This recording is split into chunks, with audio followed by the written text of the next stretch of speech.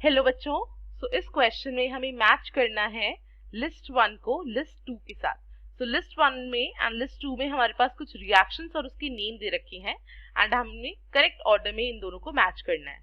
अगर हम यहाँ पे की कॉन्सेप्ट की बात करते हैं, जो की कॉन्सेप्ट यूज होगा in order to solve this question, that is basically reaction identification.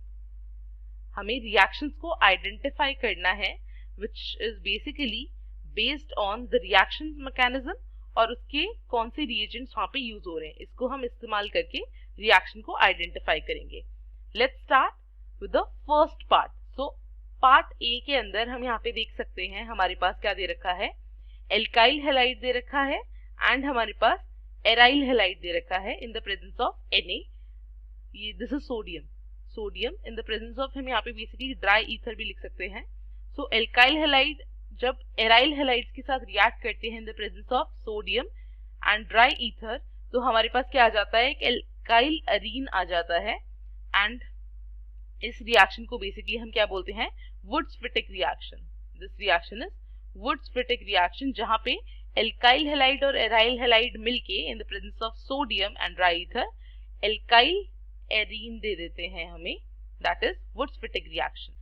इससे हम क्या बोल सकते हैं, जो यहाँ पे हमारे पास ऑप्शन नंबर बी और ऑप्शन नंबर सी है वो दोनों गलत हो गए, क्योंकि हमारा ए जो है वो सेकंड पार्ट के साथ मैच करा है, राइट। आफ्टर दिस इसके बाद हम चलते हैं ऑप्शन नंबर बी पे। ऑप्शन नंबर बी के अंदर अगर हम देखें तो हमारे पास यहाँ पे क्या दे रखा है, एक एराइल हैलाइड दे रखा है एंड जब हम इसे रिएक्ट करते हैं सोडियम के साथ also in the presence of dry ether, तो हमें ये दो एराइल ग्रुप्स दे रखा है which are joined together, जैसे कि आप इसमें देख सकते हैं। इस रिएक्शन को हम फिटिंग रिएक्शन बोलते हैं, this is fitting reaction. B वाला हमारे पास फर्स्ट के साथ मैच हो जाएगा। अगर हम ऑप्शन नंबर ए देखें एंड बी देखें, दोनों में बी जो है 1 के साथ ही मैच हुआ है। अगर हम ऑप्शन नंबर सी देखें तो यहाँ पे हमारे पास एक डाइजोनियम सॉल्ट दे रखा है एंड ये जो रिएजेंट है अगर आपको दिख नहीं रहा हो तो दिस इज बेसिकली Cu2Cl2। हमारे पास यहाँ पे क्यूप्रस क्लोराइड दे रखा है, तो जब डाइजोनियम सॉल्ट क्यूप्रस क्लोराइड के साथ रिएक्ट करता है और हमें वो क्या दे रहा है, क्लोरोबेंजीन दे रहा है। This reaction is basically known as Sandmeyer's reaction, right. Option number C आपका फोर्थ के साथ चला जाएगा। ऑप्शन नंबर ए भी हमारा गलत हो गया, लेकिन ऑप्शन ये जो पार्ट डी है इसको भी एक बार चेक कर लेते हैं।